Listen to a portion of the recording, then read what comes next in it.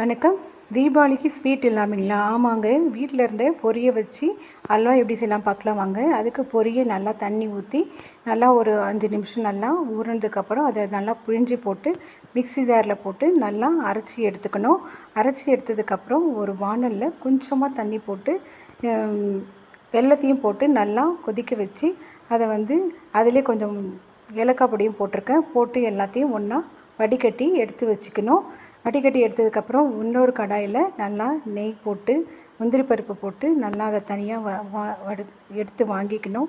அதுக்கப்புறம் அரைச்சி வச்ச விழுதை அதில் சேர்த்துட்டு வடிகட்டின வெல்லத்தையும் அதில் சேர்த்துடணும். சேர்த்து எல்லாத்தையும் ஒன்றா நல்லா கலந்துக்கணும். கலந்ததுக்கப்புறம் கொஞ்சம் விடையில் நெய்யை அடிக்கடி சேர்த்துக்கிட்டு அதுக்கப்புறம் பார்த்திங்கன்னா நல்லா கிளறி விட்டால் ஒரு சுவையான நல்லா திருநெல்வேலி அல்வா மிஞ்சுற அளவுக்கு நல்லா சூப்பரான ஒரு பொரி அல்வா ரெடி ஆகிடுதுங்க. கண்டிப்பாக நீங்களும் இதை ட்ரை பண்ணுங்கள். தேங்க்யூ.